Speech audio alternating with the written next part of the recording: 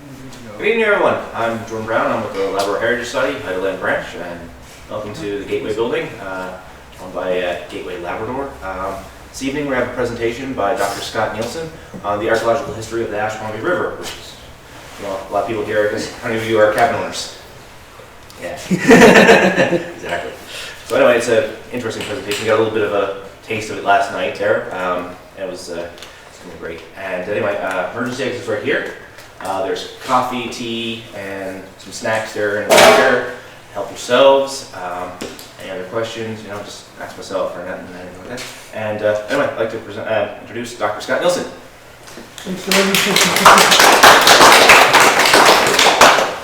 Thanks everybody. Thanks for coming out. Here I have competition with a big Chase the Ace contest tonight, so I appreciate you guys coming to hear me instead of trying to win a wad of cash. But as Jordan said, my name's Scott. I work for MUN. I'm based over in Northwest River, actually, Northwest River, Labrador. So I have a pretty unique position in the university. I'm not actually based on campus. I'm based up here, but I still teach. I teach through video conferencing to students in St. John's and Grenfell campus, and to students in Northwest, well, in Goose Bay actually. I go into Goose Bay to do my teaching, but part of my contract is that I have because I'm based in Labrador, I have a special obligation in my contract to go around to communities and give presentations about the work that I do and stuff. And I've actually been meaning to get back to Lab City here for quite a while, because I did 3 years of field work on Ashuanipi back in 2005, 2006, and 2008. We were there for a couple of weeks, probably 6 weeks each one of those summers. But and so that's what I'm going to talk to you tonight. So it's not actually all my field work was south of the river portion, so on the lake itself, kind of from Ferguson Bay south down to the Capatagas Channel, all the way to where the Riviere Eskimo comes in there in the bottom of the Capatagas Channel. I didn't get to all of the lake, but we'll get into that as we go along here. I'm on the wrong page of my notes. That's my presentation from last night. Just give me 1 second here. All right. So yeah, as I said, this was my PhD research. So it was 3 years, and I ended up writing a thesis on the work. And it actually, the work was. Well, I go to my next slide actually. These are just start off by acknowledging the organizations and the groups and the people who helped me with the work. So funding was provided by the groups in green. I'm not going to mention them. And then I had logistical support and permits. That's one thing to do archaeological research in the province. You actually have to have a license or a permit from the province for each project that you do. And then there's reporting requirements and stuff. So I had my permits. And then I had a number of individual supports. And the people I want to highlight the most right now are Ed and Joyce Montague. I heard this tonight when I got here that Ed's in the hospital in St. John's. I hope that he's recovering and doing okay. But this project that I did was actually Ed's idea. It wasn't me coming up with the research project on my own, deciding to come to Ashuanipi. I was a master's student at the time in MUN, doing work over by Goose Bay. And my supervisor said to me one day that, we got a couple people from Lab City coming down. They want to talk to us. Can you just come to the meeting with me? And little did I know that they kind of already hatched this plan to kind of talk me into doing my PhD and coming to Western Labrador to do the work at Ashuanipi. But in that meeting, Ed kind of presented the history of the Western Labrador to me. I didn't really know a lot about it. And when I'm talking about the history, I'm talking about the long-term history. So back a few thousand years ago. It's not.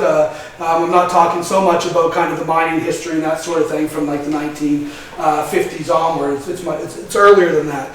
But Ed knew that there were sites on the lake. He had hired an archaeologist from Quebec in the early 1990s, actually, through the Heritage Society here, to come in and do a preliminary survey, and she recorded a couple archaeology sites on the lake and wrote a report about it that he gave to me. And then Ed presented me with a bunch of other information about kind of travel routes and that sort of thing. So I really do owe the kind of success of the research project to Ed. It was like I said, it was his idea, and also the support that he gave us. He gave us truck, boat, took us out to Ashuanipi, dropped us off, sat down with us for a few hours before we went up to show us on maps where we should go and shouldn't go, where there was shallow water and all that. We'll watch out for rocks and all that sort of thing. So he was the impetus for much of this research.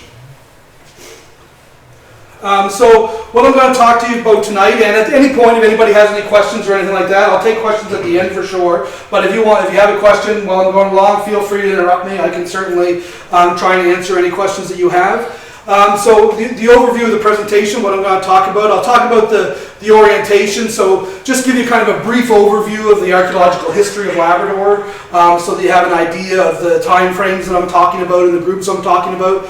The geography one for you guys won't be so important. Usually when I give these presentations, nobody knows where Ashuanipi is.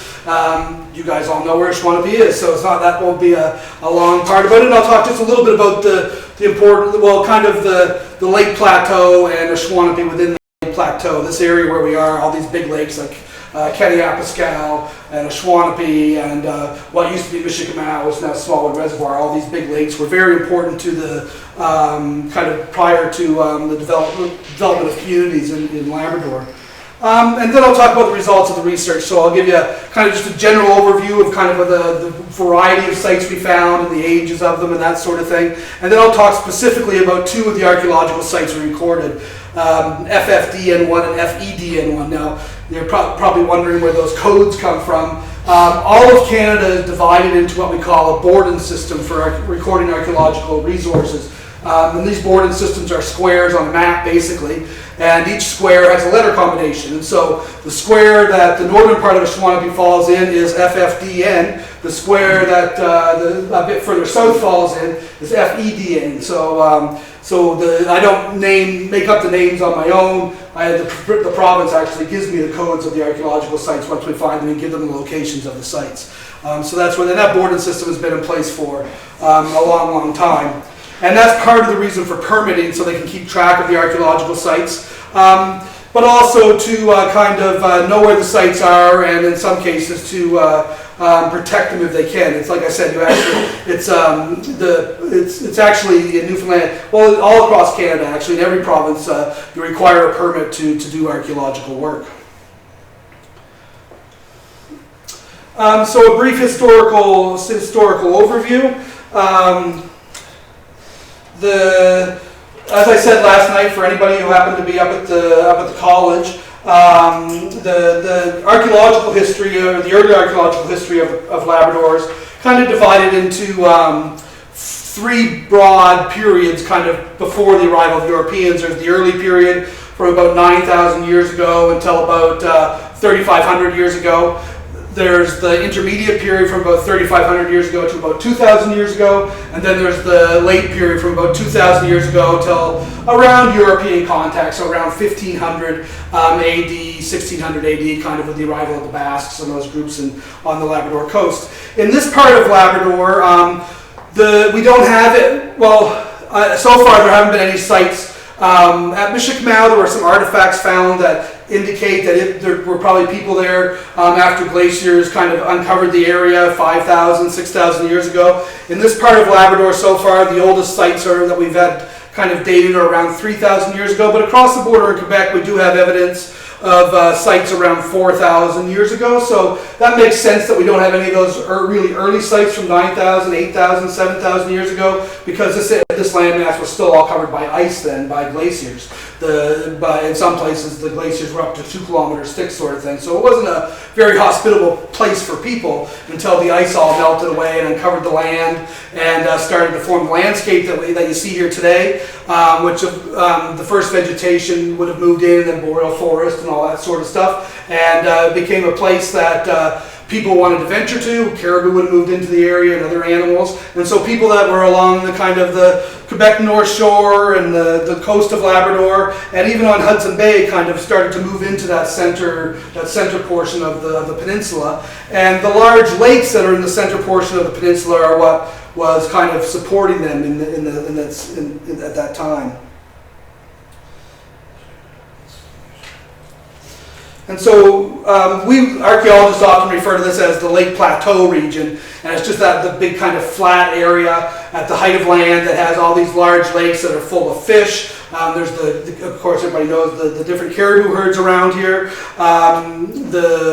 Other resources that would have supported people as well. So chances are, or the hypothesis is that these large lakes actually supported people enough, provided enough resources that people could actually stay in the interior of the peninsula on a year-round basis if they wanted to. Some of the early archaeological interpretations, people were seen to kind of constantly go back and forth between the coast and the interior, the coast and the interior, like we see once the Hudson Bay Company comes in the 1800s, where you have Innu traveling from the Quebec North Shore and the Labrador coast into the interior on a yearly basis. Prior to that, they still would have traveled like that, but it wasn't quite as regular because they weren't having to go see the priests, for instance, and they weren't often they were not tied into the trading posts, so they were a little bit kind of more less patterned in their movements. But I should make it clear too that the people inhabiting this center portion of the province. Pretty much all archaeologists that work in the region believe that they're the ancestors of the Algonquian people who live in these regions, who have used these regions historically and still some today. So the Innu, the Cree or the EU, and whose descendants still live in the region. I'll just mention too that the oldest sites, I guess, before I go on to the Ashuanipi stuff, that come from the interior that we know of in Labrador are actually up in this northern region here, kind of just north of Border Beacon at a lake called Kamastastin.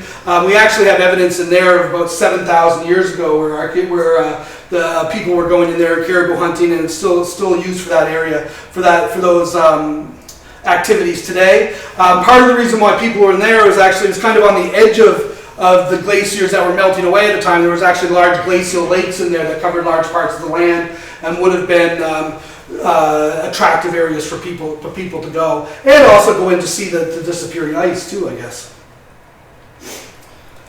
So what I'm talking about is kind of the last 2,000 years, and the reason I'm talking about that tonight is because the oldest sites that we found at Ashuanipi have been radiocarbon dated or scientifically dated to about 1,600 years ago.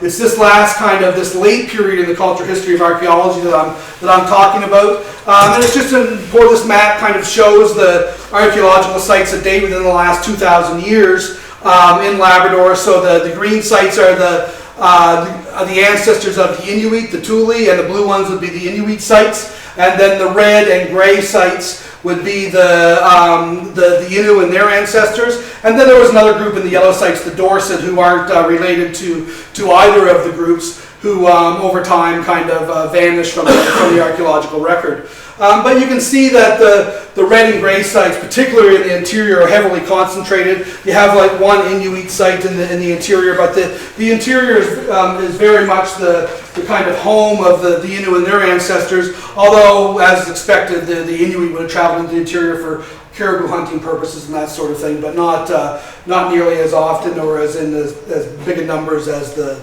Innu and their ancestors would have.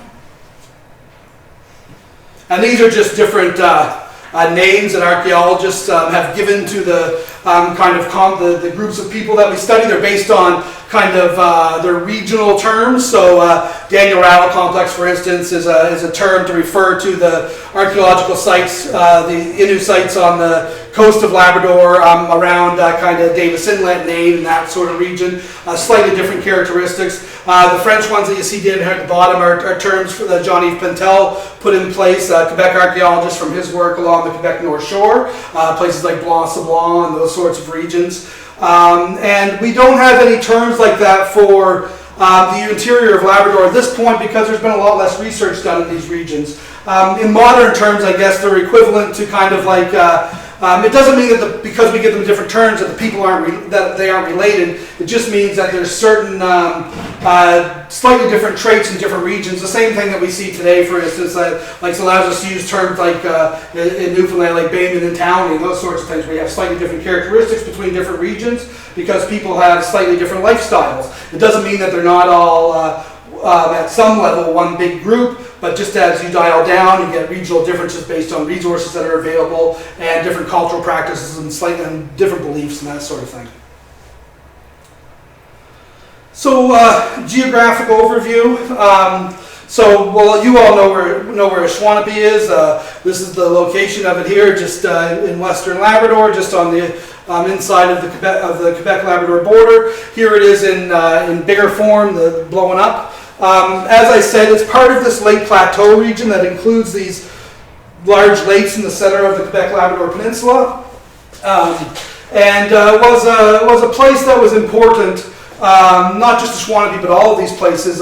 Places like Kaniapascal, for instance, the Kaniapascal Reservoir in Quebec, had archaeological research done on it in the 1970s associated with the James Bay Project, and they identified dozens and dozens of archaeological sites. So that was our first real indication that the interior was a populated place back even a few thousand years ago.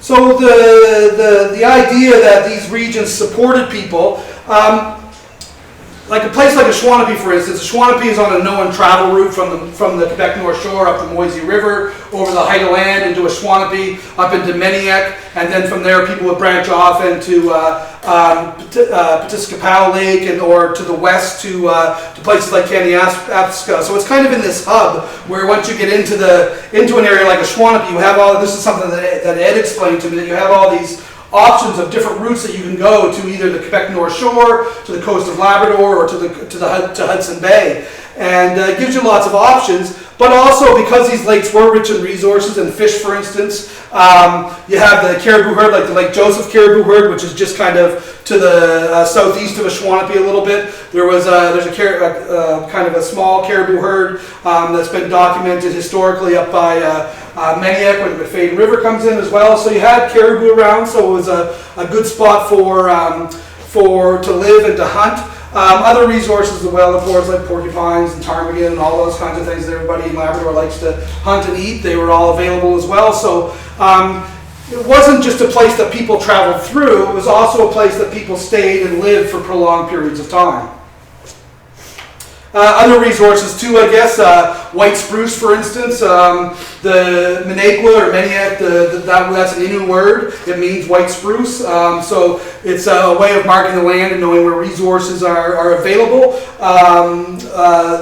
You get some birch trees on Ashuanipi, a few birch trees the further south you go down the lake. So they are available as well, which of course birch was an important resource as well, both for canoes but also for making bowls and dishes and those sorts of things. So you have all these other resources around as well that people would have used in their daily lives, and help make a place like Ashuanipi one of these places that would allow them to actually kind of spend longer periods of time.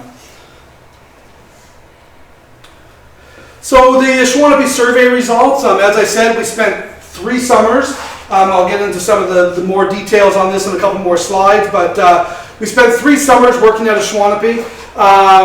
Myself and a few other people, 2005, 2006, and 2008. Another archaeologist, Jamie Brake, who was with me in 2005, did his master's research there in 2006. He's now the archaeologist for the Nazi-Alva government and works on the coast of Labrador. So what I did, Jamie excavated at the FFDN1 site, which is, my triangles have moved for some reason, but FFDN1 is actually right at the very tip of Ashuanipi in Ferguson Bay. You'll see a photograph of it in a second. A lot of you will recognize the location, I think, when you see the photograph of it. And then the other site I'm going to talk about is actually FEDN1, which is right down here. This is the Big Island, Grand Ile, on maps. So FFDN1 is just on the point, just across from that, which was another important site, another site that we excavated that gave us some information. All of these other sites that you see here were recorded as part of the project too. In total, there were... I surveyed 27 different locations, so there's lots of areas where we actually didn't go. Ashuanipi is a big lake, and you can't see it all. There's only a certain amount of time. So these areas to the west and the east sides over by Orway there, we didn't. Oops, I'm gonna knock over your rocks. We didn't survey at all, and so basically what I did was focused on the travel route that passed through Ashuanipi. So the travel route, Ed had pointed out to me before we went in the field that there was a portage trail down here at the very end of Capatagas Channel, so I wanted to see that, so we went down there, and on our route that we traveled, we stopped at different locations and recorded lots of sites. Because there's spots without sites, shouldn't be interpreted to mean that there's no archaeological sites there. It just means that those are places that we really didn't look. In a lot of these places, we didn't actually have to do a lot of investigation. The artifacts, in some cases, were actually just laying on beaches and that sort of thing. So we would map them in and record the locations and fill out archaeological site record forms for them. There were only 2 out of the 27 locations we visited, only 2 of them that we didn't find resources in. So that gives you an idea that Ashuanipi was used quite extensively. And one of these, I'm pretty sure, actually probably does have a site in it, but we didn't find it. It was at the confluence of the lake and a river down in the southern, over in this region over here. And we didn't find a site there, but I think if somebody was to go back there and spend some time around, they would probably find a site. Now, on the map that I have here, some of the sites are indicated by circles and some of them are indicated by squares. The circles are, this relates to the age of the sites. The circles within the provincial legislation, the provincial rules, are considered to be archaeological sites. So that means that they predate 1950. The squares are what we call ethnographic sites. That means they post-date 1950. But they are sites where you see evidence of traditional activity. So it could be a tent site, for instance, where you find some stove supports and that sort of thing. And activities like that. Actually, there would be potential that, like for example, a lot of the early mining sites in this region can be recorded as ethnographic sites, for instance. Anything that post-dates 1950 that shows kind of historical value and evidence of past activity can be recorded as ethnographic sites. So there would be some of the early mining exploration camps and that sort of thing could actually be recorded as heritage sites in the province as well. The value, that doesn't mean that you can't, to some degree it restricts activity a little bit, but it also affords some protection to the locations as well, so that at least the places get documented before they kind of get obliterated, sort of thing. In kind of summary of all the work that we did at Ashuanipi, we kind of identified 4 different episodes of occupation. Episode 1 goes from about AD 300 to 700. So what's that? That's 1700 years ago to about 1400 years ago. Episode 2 goes from AD 1000 to AD 1400. So those are both of those episodes predate the presence of Europeans in North America, except for the Norse. The Lonson Meadow site dates to around 1000 AD, so they showed up at some point and then left again. Episode 3, AD 1700, so 1700 to 1948. These first 2 ones are based on charcoal samples. I'll talk about that a little bit in a second, about the process of that.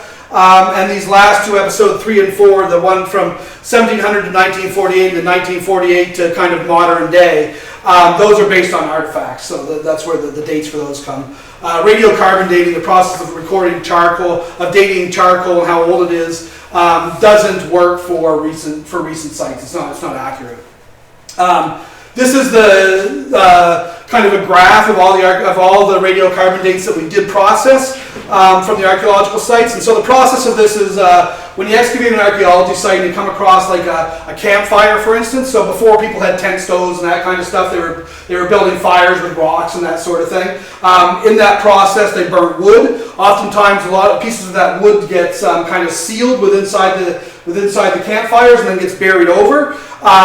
Charcoal has carbon in it that decays at a constant rate. So you can send, what you do is you take a sample of it, you send it off to a lab in the United States and give them some money, and they run it through an accelerated mass spectrometer, and they tell you how much carbon's left in it, and then then they can apply formulas to that, and it'll tell you approximately how old it is. So there's always a plus or minus associated with this. So in episode 1, for instance, where we have these gray lines that you see, each one of these lines is 100 years, and so you see the charcoal dates that we get mean that this site here dates somewhere between AD 320 and about AD 530, so it actually has quite a span on it of a couple hundred years. About 100 years or thereabouts is about as accurate as radiocarbon dating can be. So that's why we don't, in archaeology, when we're talking about kind of older sites, we can't say that something happened in a specific year, at least not based on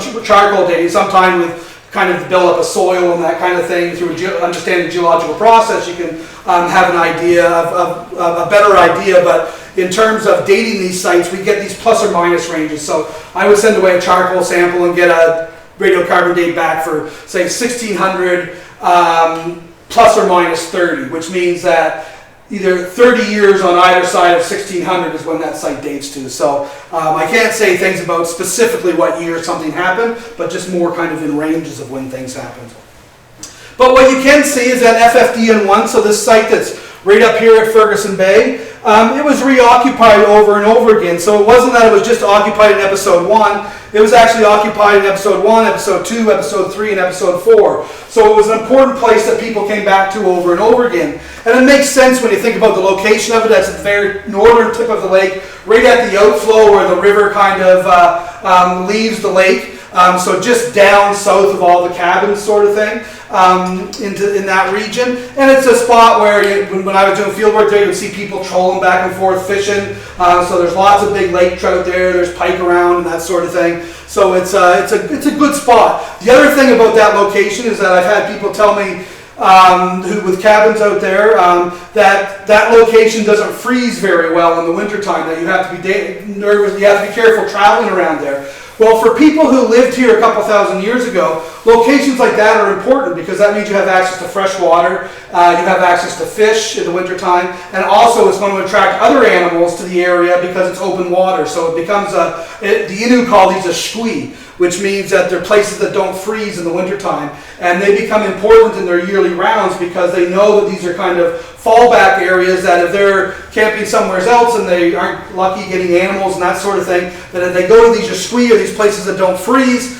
they will find, chances are they'll find some resources to help them. Another really popular one for anybody who's been over to Northwest River, the Northwest River, actually, that piece of water between Shedajit and Northwest River is actually, it freezes now but that's because of the Churchill Falls project. Before the Churchill Falls project, that part of the river never froze because way more fresh water came down through the Nascaupee and out Grand Lake, and there was much more flow there, so it kept that from freezing. And Northwest River in Shedajit has been continually occupied on a regular basis for about the last 6,000 to 7,000 years. So places like that are important for people and really good resource locations.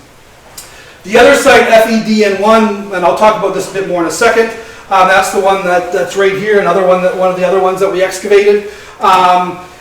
It wasn't occupied in the very first episode, but from about 1,000 years ago, right up until today, there was still a cabin there. Last time I was there in 2008. Actually, the cabin in 2008 had been torn down, I think. It was an Innu cabin of people from the Quebec North Shore, and that's back when Danny Williams was burning down cabins and all that sort of thing in this region. So that cabin was gone then. It actually hadn't been burnt down; it had been taken down. All the wood was nice, neatly piled there. So I'm not sure who had taken it, but that location had been occupied for about the last 1,000 years doesn't mean that people were there continually, like day after day after day, but it was a spot that people came back to over and over again. And so for people, these become important places. Like you can always probably think of a place that's important to you in your life. That maybe it's a place where you grew up, or that you go back to. Your cabins, or for instance, places that you take your kids and you build families and stories and all those sorts of things about them and that kind of stuff. I grew up in New Brunswick in a farming community, and my grandparents' house dated like the 1850s. My grandfather was born in that house and told stories about it and that sort of thing. And it's a place that we don't own it anymore, but whenever I'm back in New Brunswick, I can't resist the urge to kind of drive down the road past it so I can see it, and then it brings back all these memories and all that sorts of things. So places like this on the landscape where some families may have really long histories associated with them, like the Penettes, for instance, like Michel Penette, for instance, if any of you know him. He's from the Quebec North Shore as well, but he was born on Ashuanipi and has been back to Ashuanipi almost every year of his life. So for people like that, it's an important place. Francis Harper, a biologist that was here in Labrador in the 1950s, photographed families on Ashuanipi. Michel Penette's in those photographs as a little tiny baby. I met him out there when I was doing field work. So for people like that, it's an important place. And for people that live in Lab City now, these are becoming important places as well. So at Ashuanipi, we recorded a variety of different types of archaeological sites. Some of them are just what we call isolated finds, so you might find one artifact laying on the beach sort of thing, and that really doesn't tell you a whole lot. You can say that people had been there for some reason, but you don't really know why. So it doesn't tell you a whole lot. Some of the other archaeological sites that we find are more intensively used, and those are the ones that we kind of target our excavation at because they can tell us more of the story of the use of the location. So in the photographs that you see here on the screen kind of give an example of that. So a square like this that was excavated in Ferguson Bay, just at the very northern tip of Ferguson Bay by a cabin that's there. Actually, Jordan, that's your family's cabin, is it? Or? It's my stepmother's. Yeah, so that was that square that you see there is excavated maybe about 20 meters away from the cabin, just into the woods sort of thing. That's the archaeological site FFDN1 that I was talking about.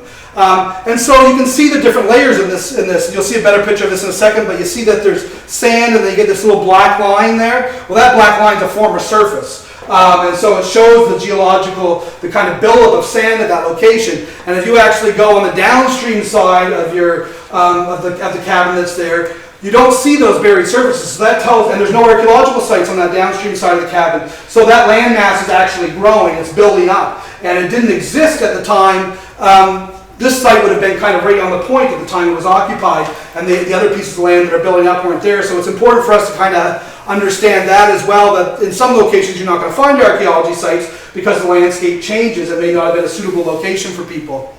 This is on the other side of the Ferguson Bay, across from that FFDN1 location. You can see kind of this outline here. You see there's a guy standing there, and there's a birch tree, and the guy standing here. They're standing on the corners of a former cabin. So this is the cabin that was at one point that was the Pinette family cabin, or a house that they lived in for periods of time. There's a new cabin that's just in behind this location. I can't remember the couple's name, but a really nice couple that we met out there. I think Mark might have been the guy's first name. This was 10 years ago, and I'm really bad with names, so it's. But anyway, they were very friendly and treated us to food and all this other kind of stuff, and so I just thought I'd mention them too. But so that cabin was probably occupied in the 1940s, 1950s, sometime around that time period.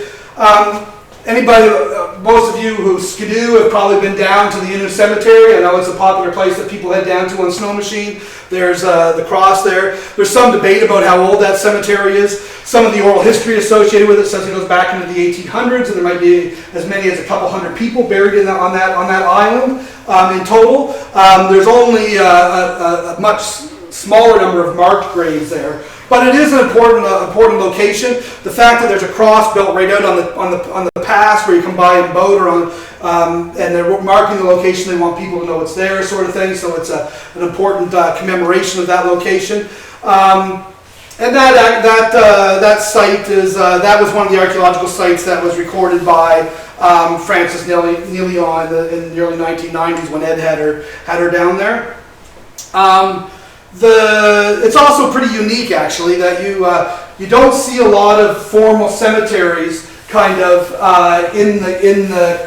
from this time period in the country. You see them today maybe with places like with reserves and things like that. But if this one dates back into the 1800s, which it seems that it does, it's pretty, because and the reason I say that it seems that it does is because there was an oblate missionary named Babel was his last name. He traveled with the Innu through the country, recorded in his journal, drew maps about it, and he stopped at this cemetery in the late 1800s and has a very accurate map showing the location of it and stuff, and you can match it up with this. So it's people have been buried there for quite a while, and the cemetery's been maintained for that long as well. So it shows kind of the changes that were going on in the Innu culture and in their history, from being kind of nomadic and hunter-gatherer people to becoming Christianized and believing in Catholicism and that sort of thing, and wanting to have consecrated land to bury their dead in, so they wouldn't have to. Otherwise, what they used to do was actually carry them all the way back out to the coast to have them buried. So you could be in the interior, and somebody in your family passes away. You have to wrap them up and basically haul them around with you until you go back out to the coast in the summertime. Because they're Catholics, they need to be buried in consecrated land. So they would be carried back out to the coast to be buried in a cemetery in Sept-Îles or one of the communities along the Quebec North Shore. So a cemetery like this would actually make life much easier, where you didn't have to carry people all the way back out to the coast. Lots of effort would go into something like that. This is a photograph of the Portage Trail, part of the Portage Trail at the very southern end of the Capatagas Channel, forest fire had been through there a few years before we were there. But you can actually see the green of the path where people walk through. That travel route is recorded in documents back into the 1800s for sure, but possibly even back into the 1700s. There's stories. Well, one of the reasons why Ed had originally wanted us to come here and do some archaeological work is because there were stories about Louis Joliet, the French trader, the guy who discovered who mapped the Mississippi River and that sort of thing. There were stories about him having come up into the country in this area to trade with the Innu. And one of the suggestions was that it was actually at this location at Ferguson Bay where your mother-in-law's stepmother, sorry, the cabin is, that was the location. We didn't find any archaeological evidence, so artifacts that date to the French period or to kind of the French presence in the region. It doesn't mean that they weren't there, but maybe they were just at a different location than we were looking. There's a number of lakes. They didn't talk about Ashuanipi, they called the Lac des Nescapi in the historical record, so it could be any one of those kind of big lakes in the region. But that's why we were asked to come in the first place. Although we didn't find any evidence of the French presence, we did find all this other stuff. And then just an example of this is a lady named Eloise. When we were doing field work out there, we had the late Daniel Oshini was with us from Shejit, he's a cousin of Michel Pinette, and we brought him along to help us out on some of the work and to help us kind of identify site locations and that sort of thing. That's his wife of the time, baking bread in the sand, because I wanted to see kind of what the effects that it left on the soil, because then I can try and look for that when I'm looking for archaeological sites and that sort of thing. So I don't know if any of you have had bread baked that way, but it's the same as a stove cake sort of thing, baked on top of your tent stove, but it's actually baked in the sand with a fire on top of it.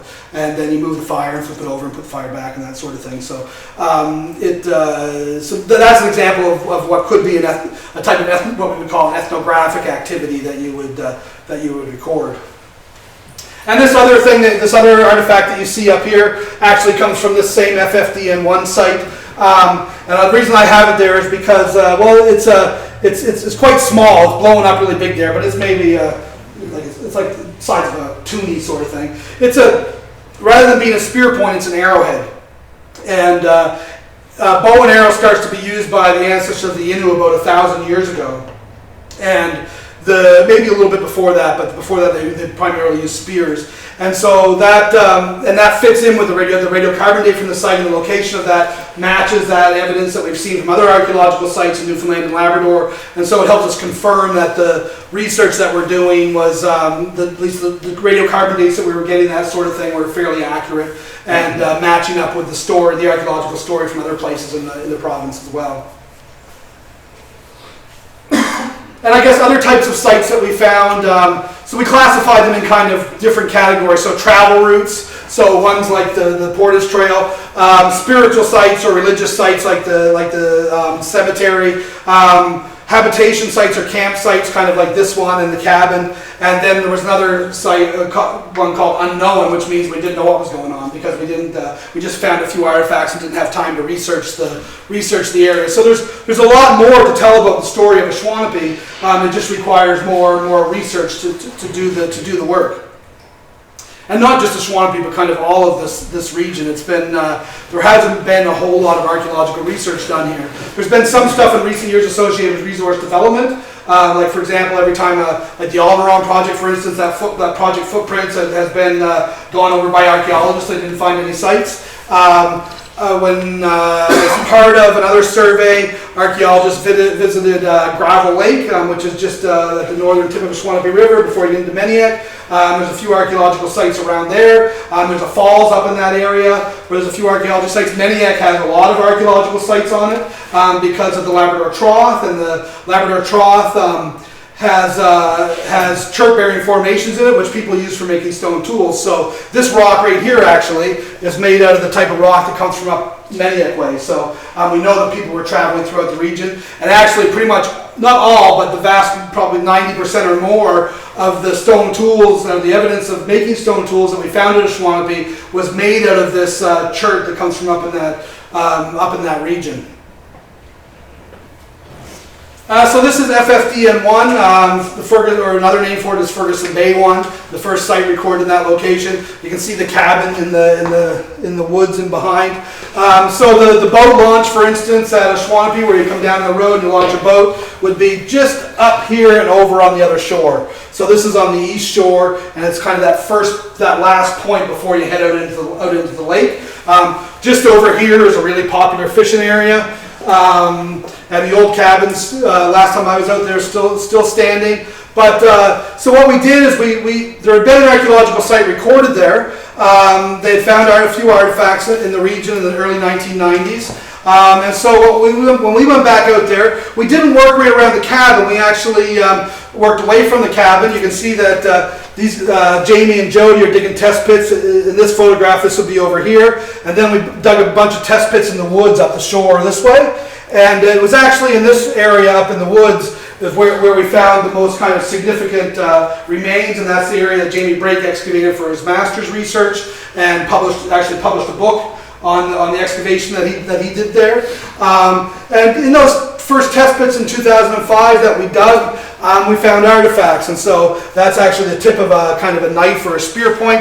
And these are what we call flakes, or they're the byproduct of making a spear point. So the pieces of rock that are knocked off another rock in the process of shaping it into a spear. And so that's what gave us the idea that there was intact archaeological resources there that we could actually get information from and learn about the longer term history of it. Artifacts laying on the sand beach, like this beach had loads and loads of these kind of small flakes laying on it that we collected and mapped in, but they're out of context. They've eroded from the land. All the evidence that they were associated with is kind of gone or moved around, and it's very hard for us to learn anything from that. Artifacts are really nice to look at, like spear points, like the ones that the Gateway has on display back there, are nice to look at. They're nice objects to put on display in a museum. But the most amount of information that we get actually comes from their association. So where they are in the ground, the campfires they're associated with, animal bones that they're associated with, and those sorts of things. So all that activity area is where we learn the most amount of information. And that's why archaeologists prefer people not to kind of go out and root through the ground to find artifacts and that sort of thing, because you lose that context. And when you take the artifacts out of the ground and lose that context, then the history or the story that you can tell with it is gone. You can't do that anymore. Artifacts that are laying on the beach, if people pick those up, the context of those is already gone. It's an indication that there was a site there at one point in time, but there's not a lot of information that you can learn from them. They have a nice style to them. You might be able to say that they, based on work at other sites, they date to this time period because they're similar to artifacts that were found on sites that have dates associated with them. But there's not a lot that you can do with that information. But even if you're ever out on the land or like traveling around by boat and go ashore or anything, and you happen to find an artifact and you happen to pick it up and take it home with you, it's always a good idea to kind of let the province know that you did find it. They don't punish people for that. If you're out actually kind of ripping the ground open and taking artifacts out of the ground on purpose that way, there's possibility of because it is actually against the law, there's possibility of punishment for that. But finding stuff on the beach, the province actually prefers to work with people that do that, and because we learn a lot of information from the general public. Like I said, Ed was the one who brought me here and told me about these resources. He already knew all these sites were out there. Maybe not the exact locations of them and that kind of stuff, but it's the local communities, especially in Labrador.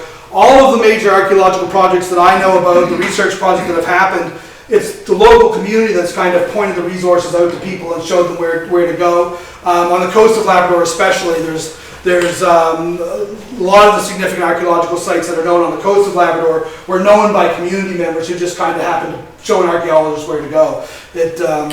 We aren't the major source of the information, I guess. In the other photos that you see here, so the general activity that we do when we go out to test an area, to look at an area, it's called shovel testing. We dig square holes in the ground like this. put the soil through a screen that has a 1/4 inch mesh in it usually, shake it back and forth, the sand falls down through and leaves all the rocks up on the top, and then we look at the rocks to see if they have if they're artifacts. So it's a pretty simple process. You can see Jamie here, he's got one of the screens in his hand. Nowadays I use screens with legs on them because that's pretty hard on your back. This is the area in yellow here is the area that we looked at. This is actually where we set up our tents down here. We dug test pits there beforehand. We knew there was no site there, so it was a safe place for us to kind of set up our tents and to have campfires and that sort of thing because we knew we wouldn't be disturbing anything. So the cabin that's there, you see the photo is about right here. So you can see that the areas that we excavated were back in the woods, away from the cabin. I think that's all I want to say about that. So this is what the excavations there look like. These are excavation plans or drawings. This is the one from Jamie's work from back further into the woods. This is the one from my work a bit closer out to kind of the edge of the woods. And so in this, I'll use this one as an example because it's a bit better to see. These gray stones are actually the remains of campfire. They're, in archaeological terms, it's a hearth. That's the word we use for it. Lots and lots of animal bone in that. There was caribou bone, there was some fish bone, there was bird bone, porcupine bone, and so that gives us an idea of what people were eating. Other things that the other thing I'll point out is that there's actually multiple levels here. So the stones that you see here were buried further down in the ground, like these ones that you see in the photograph here. But then you see this black layer here with a little bit of soil over top of it, that area here, and so that campfire is actually further up in the soil, which based on the principles of stratigraphy tells us that it's younger than the one that's buried deeper, and the radiocarbon data in the artifacts showed that as well. And so what we see, this is what we call a multi-component site, which means that it has a number of different dates associated with it, or a number of different occupation layers associated with it, and these sites are really good for trying to understand the history of occupation in a region because it shows transition over time. So the site that was buried deeper, I showed the picture of the arrowhead a second ago. The site that was buried deepest didn't have arrowheads associated with it. It dated to about 1,600 years ago, so it shouldn't have had arrowheads associated with it because people weren't using them yet.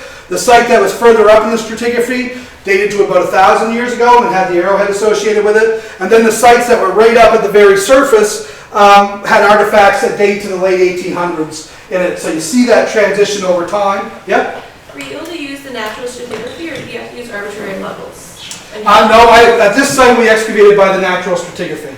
Yeah, it's always beneficial if you can do, and what that means is just, so we uncover the ground and we actually use a little masonry trowel shaped like a triangle and scrape away at the ground. And so you would scrape down, you take your sod layer off first, the grass off first, and that has all the modern debris in it. What we would call garbage usually. And that's an important point too, is that most of the stuff we find, even it's the garbage of the people who were living there. They don't often leave behind really nice, beautiful artifacts and that sort of thing. They're often broken and that sort of thing. But so you would take the grass out, excavate that kind of darker brown layer down to this paleosoil, and you would try, or the former surface, you would try and uncover all of that former surface as much as you could, and then you would start a new level, so a new set of paperwork, basically, a new set of paperwork, and then document the next level, and go down that way. I'll talk about it when I talk about FEDN1 here in a second. That site was much more difficult to do that to because it had a more complex stratigraphy. But you can see that kind of in this photograph as well too. So Ainsley is here by what was a campfire here. This one is higher elevated in the stratigraphy than the one that's back here. So that gives us a good idea that it's younger. If we were to look at the artifacts and radiocarbon date them and stuff and find out that that higher one was actually dated older, then that would give us an idea that maybe the site had been disturbed or something had happened there that we weren't detecting in the excavation process. So it's a very slow process and it takes a lot of time. All the artifacts, like you see here, each one of these little kind of green shapes, so that's an artifact. They're not all tools. Most of them are the flakes, the kind of debris that's made when you make a stone tool. But we map all that stuff in three-dimensionally. So we map the exact location to the centimeter of where we find it, both its depth and its kind of XY axis, so that I can recreate the diagram to study it back in the lab, because archaeology is is destruction. When we excavate an archaeology site, we destroy it. It's not left for future generations to look at anymore in the ground or study. So we have to make a lot of effort to kind of record all that very meticulously so that we can use all that information to kind of interpret the activity. So for example, if you look at this site, you see that there's a very heavy concentration of those green triangles and squares there. There's another heavy concentration of them there. That gives me an idea of where people were kind of sitting at the site or what they were doing at the site, the activity areas that they were working on. That arrowhead that you found, or that you saw a picture of, actually comes from this area right here, and it was broken. The tip of it was broken, and we didn't find the tip. So that the kind of the hypothesis is, I guess, that somebody was using that arrow, it broke in the process of using it, and then they were making a new one and replacing it. So they took the old arrowhead out, which was no good anymore. It was too small to resharpen and reuse. So they took it off their arrow, threw it away, put a new one in it, and reattached it. And that's what we find at most archaeological sites. It's pretty rare for us to find really nice tools in kind of complete form. Oftentimes when you see those at a museum, there's a couple things. It may be from a burial. Really nice artifacts get buried with people in the past for a number of different hypotheses as why, but they do. Or sometimes people lose things. You drop things and that sort of thing. For example, the next couple slides you'll see a clasp knife, like a metal knife from the Hudson Bay Company from the dates to the late 1700s that we found at FADN1 in the excavation process. Chances are that was probably lost because it's still completely usable, and which may mean that they were camping there in the wintertime, that it had been dropped down the snow and they couldn't find it again, or just in the sand and they couldn't find it, or they had to leave the site quickly and left it behind. There's all these possibilities that archaeologists kind of use this information to construct a story about what we think happened at sites, but you can give the same information to another archaeologist and they may construct the story slightly different. So it doesn't mean because we have interpreted something in one way that there isn't another way of interpreting it as well, but usually we're fairly close in the kind of interpretations that we come to. Other things that you see on these plans, I guess, this is actually a pit feature. And you can actually notice all the stones that are piled here on the side. So that pit feature may have actually been used for cooking something. In the earlier photograph we saw Eloise cooking bread in the sand. You can use the sand as a convection oven, basically. You can bury anything down in the sand, you build a big enough fire on top of it and it's going to cook it. It could be a fish, it could be a chunk of caribou meat, anything like that, that you can bake in the sand that way. And this was a pit that was dug down in the sand. The fact that all these rocks are piled up here and there's a bunch of charcoal associated with it also lends to that interpretation that maybe that pit was used for cooking. They had to move the fire off it afterwards, so it's all piled off to the side, and they took their food out of the hole and they kind of moved on, sort of thing. You often see colors indicated on some of these maps as well. The other thing we find at archaeological sites is evidence of people having created pigments. So, for example, hematite is a pretty soft rock. It comes red, yellow, sort of thing. It was often ground up and used for pigment. Archaeologists often call it red ochre. Artists call it red ochre as well. It's still used today for making paints. It's found in a lot of archaeological contexts. It probably has some sort of spiritual aspect to it, but it also has a practical aspect as well, because you can mix it when for example, when you attach a spear point to an arrowhead, you use the sinew from a caribou, but you also make glue out of a mixture of like sap and animal fat and that sort of thing. And when you add red ochre to that, it actually becomes a hardening agent. So it actually helps the glue harden and stay hard. And this is all figured out through chemical analysis of artifacts and that sort of thing, but also through experimentation, where archaeologists specialize in this kind of try to recreate the activities that people would have done at archaeology sites a couple thousand years ago to do that. And so we find that sort of evidence, especially on kind of First Nation sites. So around here, that's the Innu and the Cree, their archaeological sites and their ancestors' archaeological sites. Red ochre was important. We don't find it so much on the Inuit archaeology sites. And anybody who's ever seen the pictures of the caribou painted jackets and that sort of thing that the Cree and the Innu used to wear, they have vibrant colors on them and red and different colors. Well, that's where before they could get paint, that's how they would have made those colors. And so you'll see those sorts of things indicated on archaeological sites as well. You'll see bones indicated as well, animal bones. But on these, because of the Cree and Innu practice of crushing their bones up to get the marrow out and then boiling it to create a broth out of animal fat, the bones we find are just really tiny, so that you can't get a lot of information from them. On Inuit sites, it's quite different. You actually find big, full, like seal bones and whale bones and that sort of thing that'll tell you a lot of information about what they were eating and even seasonality, the time of year that they were killed in and all that sort of thing. So here's the artifacts. It's the kind of stuff that most people expect to see in an archaeological presentation. So the ones in the middle are the older artifacts from about 1600 years ago. You can see that it's a stemmed point. The one 1,000 years ago is a notch point, so a change in style. Or maybe it's different people coming in and out of the region that make their tools in different ways. You can see the iron oxide or staining on all of these artifacts, so that gives us an idea that they come from the trough. The other thing that you see in them is all these, you can't see it in the photo, but if you're holding it in your hand, you can see all these really small kind of white inclusions. That's another telltale sign. The artifacts in this region are pretty much, the majority of them have this material on it, but we do find it on archaeological sites further afield as well, up as far as Kuujjuaq. The recent work that's been happening with the new dam that's being built on the Quebec North Shore. What river was that? What's that? Romaine?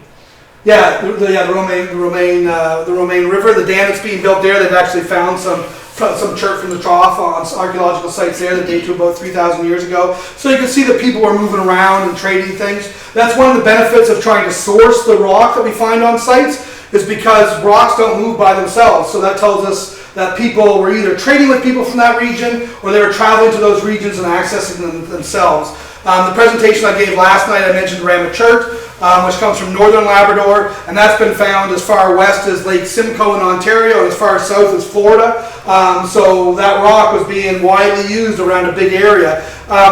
The chert from the trough isn't nearly the same quality as that, so you don't find it spread as far afield, but I think it's probably spread a bit further than we understand today, because people haven't really looked for it in the archaeological record, like gone through collections from the 1970s and the 1980s to see if archaeologists that were working on the coast have found this material.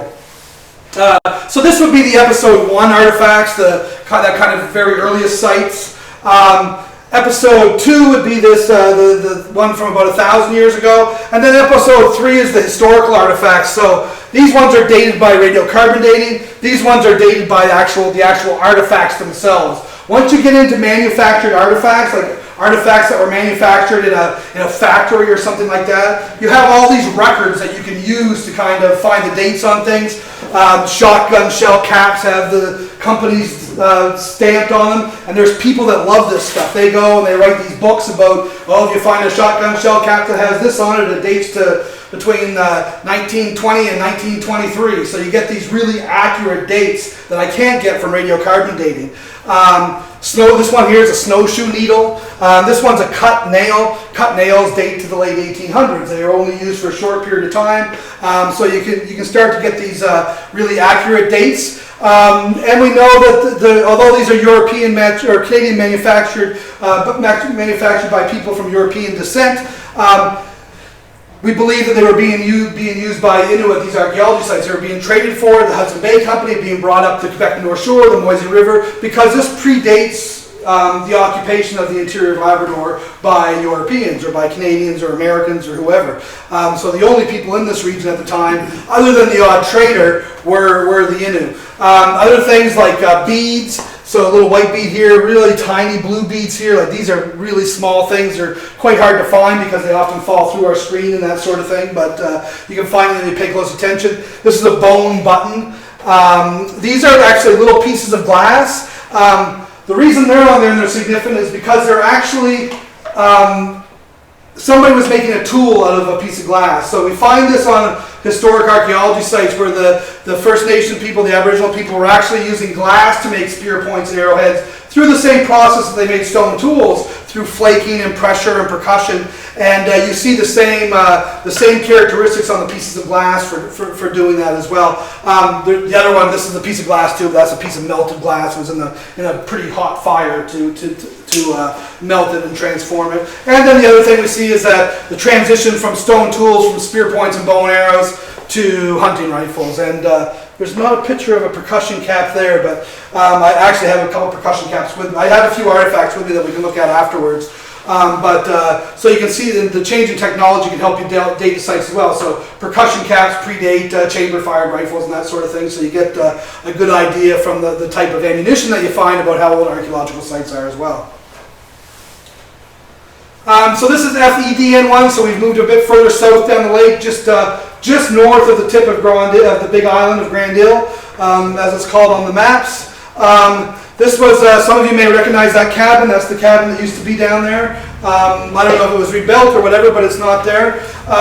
We didn't actually, we found one stone tool on this beach right here, but the actual archaeology site that we excavated was way back up at the end of the beach here. This whole beach had evidence of manufacturing stone tools all up and down it, flakes all laying up and down the beach. The interesting thing about the flakes on this beach is that they actually include a wide variety of flakes. So there was Ramachurk there, there was stuff that we think comes from the Quebec lowlands, and a whole variety of stone that isn't kind of found locally. And it makes sense because this is on a point right on that travel route, so right where people would have passed by. So while some people may have stayed there for a period of time for hunting and fishing, that sort of thing, other people may have just stopped there for a short period of time, sat down on the beach, worked on a stone tool or something like that, maybe killed a partridge or something, and then moved on. So it shows evidence of people having stayed there for a period of time, but also evidence of people kind of just moving through the region. But the area we excavated was out here in the woods. This is a photograph of the surface of the ground. So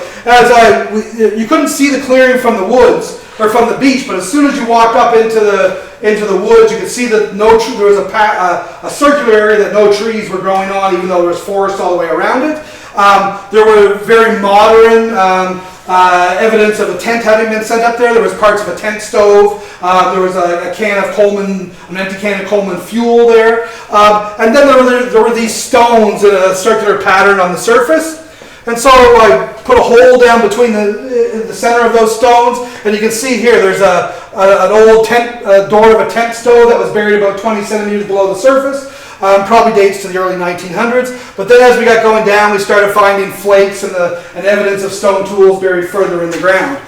So that shows at that location, it was just big enough for a tent. That one area where a tent could be set up, and had tents set up on it multiple times over the last 1,000 years.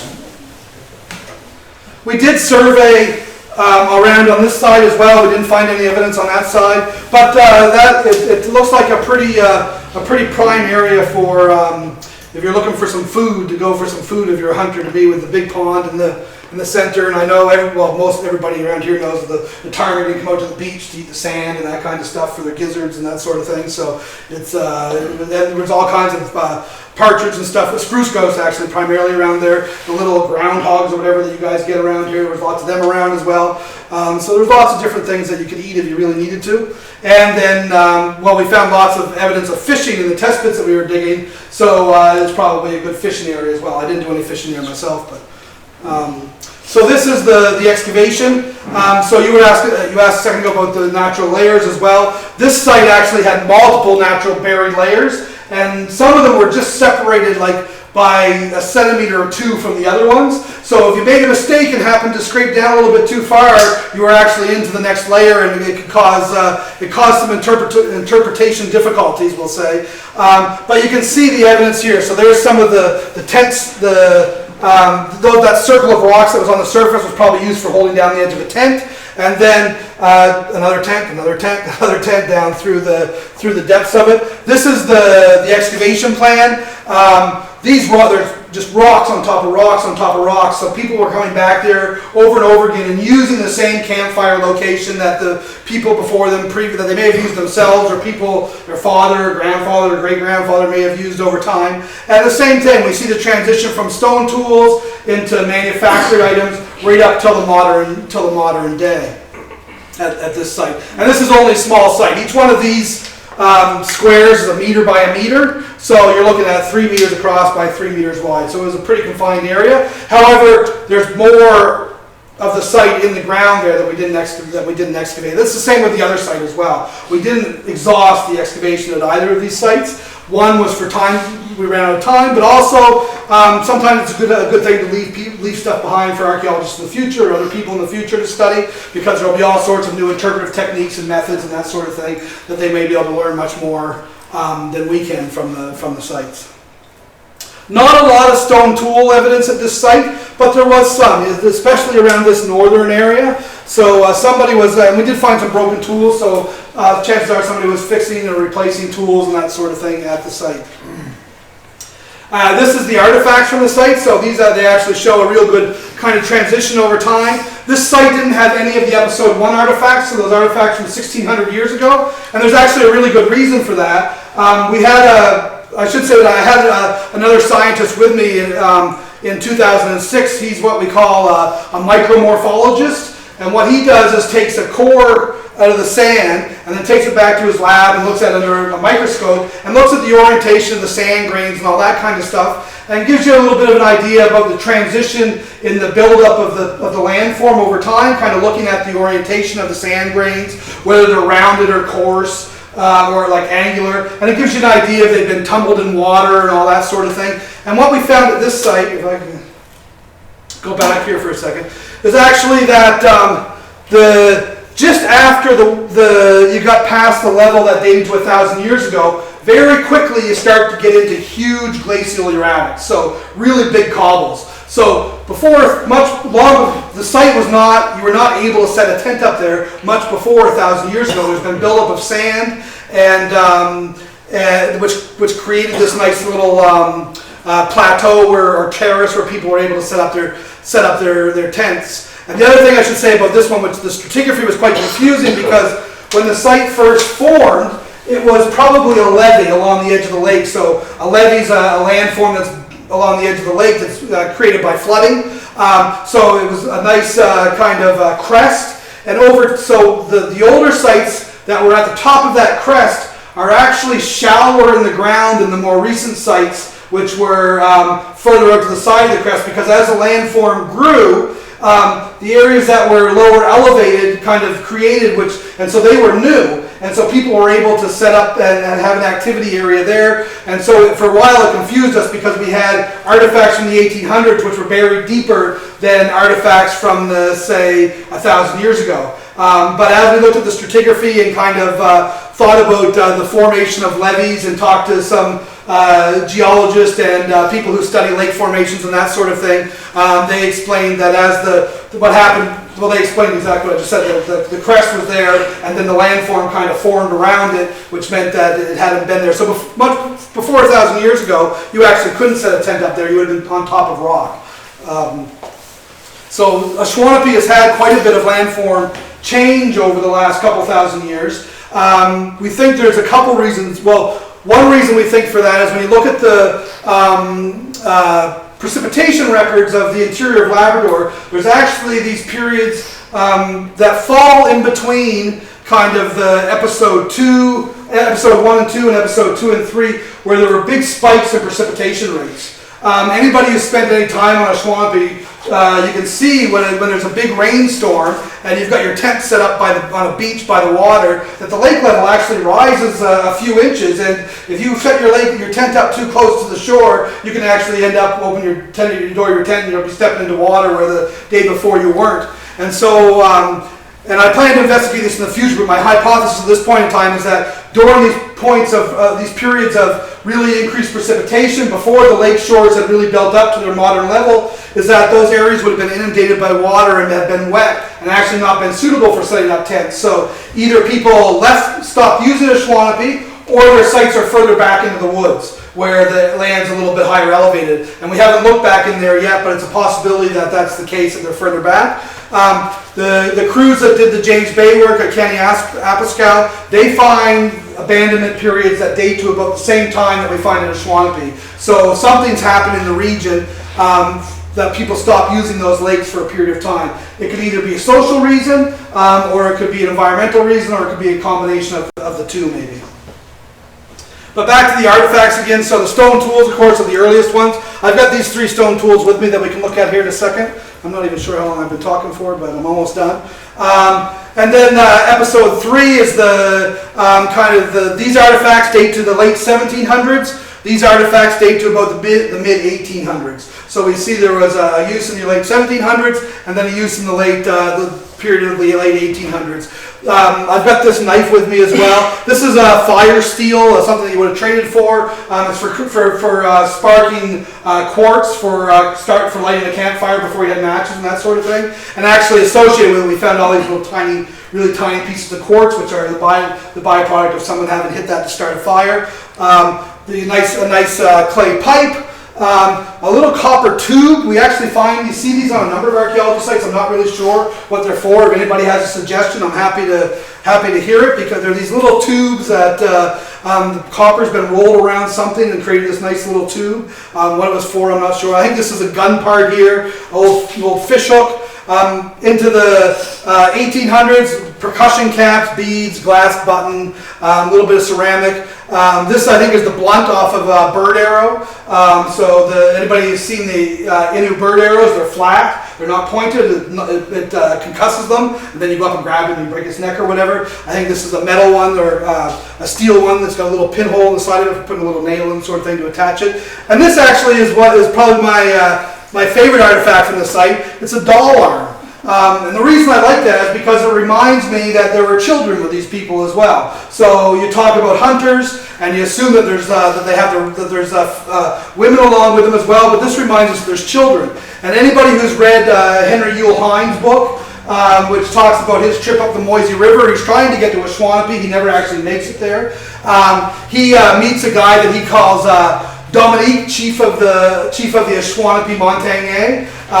So it's a guy whose kind of family land is around Ashuanipi, and he has a little kid with him when he meets him on the river. And I'm not suggesting that this is the little kid's toy, part of the little kid's toy, but that's another reminder that these were families. It just wasn't like anybody that was with us last night. We watched the Ore in 54 movie about kind of the building of the railway and all that stuff up into this region.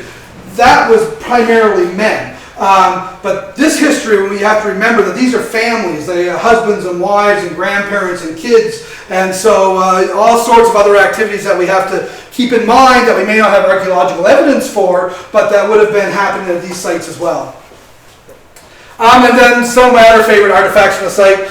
This, of course, everybody recognizes these things: the Vienna sausage lid, mosquito coil holder. These aren't really archaeological objects because they're too recent, but they're part of that story of the site being occupied from 1,000 years ago right up until today. And actually, I know that they were there in 1987 because that bread tag says 1987 on it. So, and actually, I don't know if it's that one. Yeah, it's September, so it's probably a fall occupation.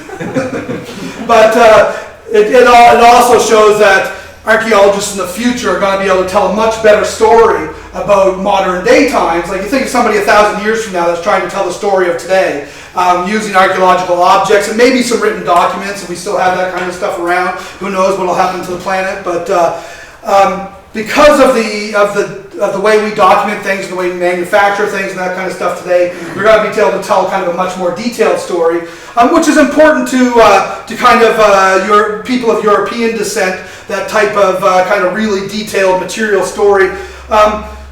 But that's not so important for the Innu and the Cree. Their history isn't really kind of told in those stories and that sort of framework. It's more about telling stories of kind of the way people behaved and all that sort of thing. So some of these artifacts that we find, even though they're associated with that early occupation, they seem to be more important to people like me than they are to the descendants of the people who left them there. And that's partially because they have their own stories and their own history that they tell, and which is sometimes coincides with the one that we tell today, but sometimes doesn't coincide with the one we tell today as well. Other things, the penny is dated to 1983, and then a couple of fishing weights as well. I had actually never seen one like that before. It's one of those ones with the little rubber where you wrap the string around it, so I had to have somebody explain to me what that was as well. The clay pipe, they're good when you find them too. I've got that with me too, that people can look at afterwards, because they often are associated with particular manufacturers. and have time frames associated with their manufacture, so it gives you a good idea of when they're made. So just to end off, and then I'll take any questions people have. And I've got a few artifacts, not a lot, but a few of the artifacts that you've seen in the slides here that I can unpack and people can look at. But just the conclusions that I to the end of the presentation, I guess. Let's make sure I get my notes right. So we confirmed basically what Ed and the Innu already knew, is that the area had been used for a long period of time. There were archaeological sites there. It was a travel route, but people had also lived there as well. And so what was thought to be true ended up being true in the end. The Ashuanipi was part of a pretty complex history of habitation in the interior of the peninsula, of the Quebec Labrador Peninsula.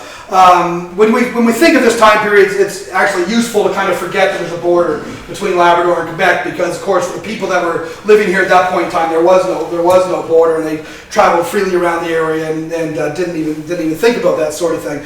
But it's a very complex history, and we knew that from the work that had been done in Quebec at Kaniapis-Pascal that there was this complex story that kind of existed here in the interior. But a couple archaeologists had done some work. Well, there was the one I mentioned that Ed had brought in, and then there was an archaeologist who did some survey work here when they were building the Trans-Labrador Highway as well, who had made some kind of very basic assumptions about the region, saying that it was really an ephemeral region, that it wasn't really important to people, and that sort of thing, that the big sites that you saw at Kaniapis-Pascal didn't exist here, and that sort of stuff. And that turns out not to be the case, that it is an area that people came back to repeatedly, maybe not year after year, but generation after generation for sure.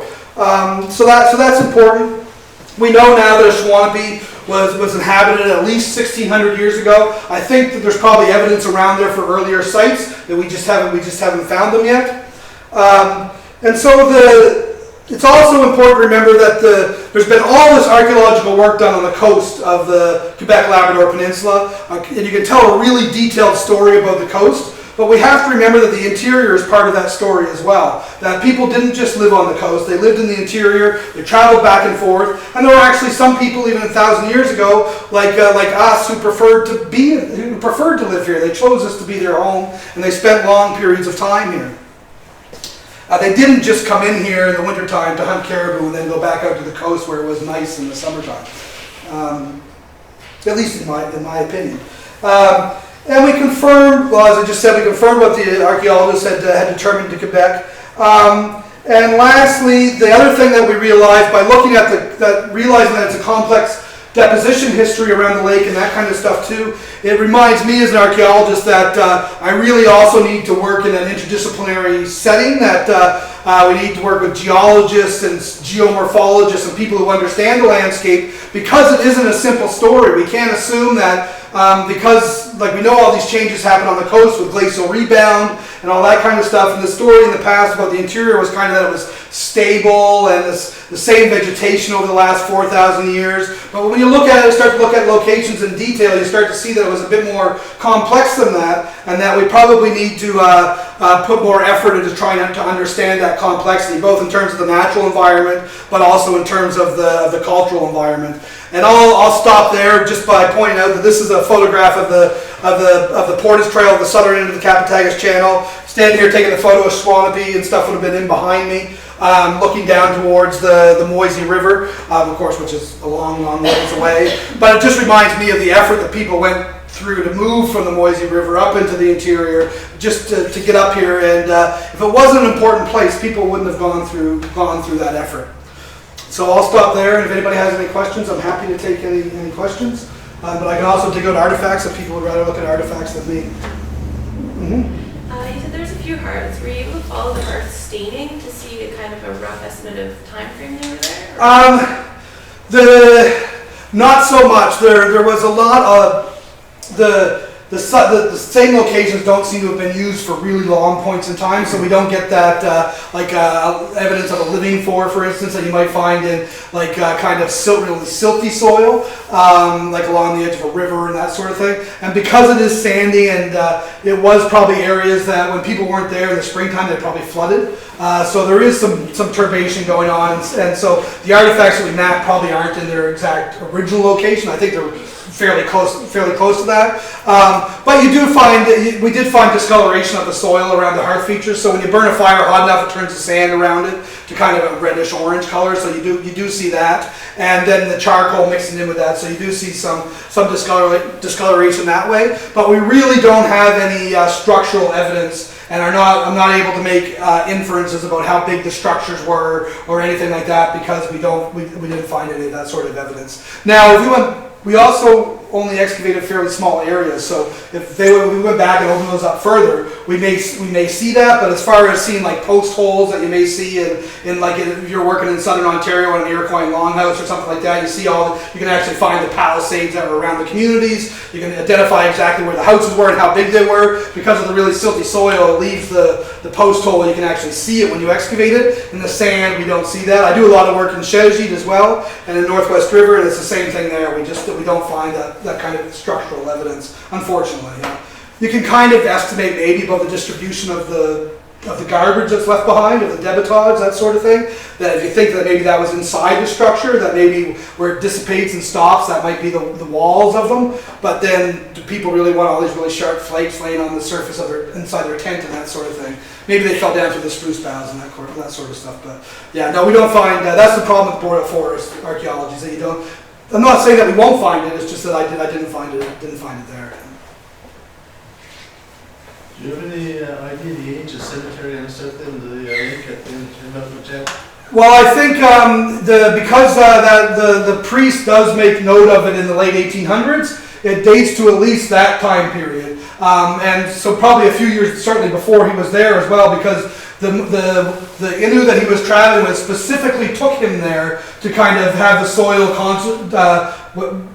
I have to excuse me. I'm not real consecrated. I think is the word, but I don't know a lot about Catholicism. So, but they took him there specifically for that reason. So I can't remember the exact date when he's there, but it's like 1882 or something like that. So it at least dates to that time period. How many people have been buried there since that time period? I'm not sure. Matthew Andre, the Innu guy from the Quebec North Shore, who wrote a book about his life a number of years ago. I think he's actually the guy that you got a picture of him? Yeah, show where the iron ore deposits and stuff were. He says in his book that there's over 200 burials there at that point in time. But there's not that many marked burials there. If you've been down there, the boundary of the cemetery that they have marked there today is very small. There's maybe 8 to 12 maybe marked graves there or something like that. But if you look back in the woods there's actually an old log cross back in the woods. Up on top of the hill, there's a couple old tent stoves that are really just kind of poking out of the moss. So there is some evidence around there on that island that maybe there's other locations on there that have people buried in them as well. So it's something to keep in mind anyway. Yeah, and I don't think, I guess for anybody that's familiar with Ashuanipi, there are a few other crosses on the lake as well. I don't know for sure, but I think that they're more commemoration than they are actually marking actual burial spots, maybe for people who drowned in the lake or something like that. But there's one spot in particular I can think of just kind of north of the hunting camps that are there on Grand Island, on the eastern shore there. There's a white cross sticking out of the bank. If there was body buried there, it's eroded away because the shore there is gone, sort of thing. So. Or at least it was in 2008, maybe it's built back up. I don't know. Yeah. Any other questions? All right. Thanks for coming, everybody. I appreciate your time.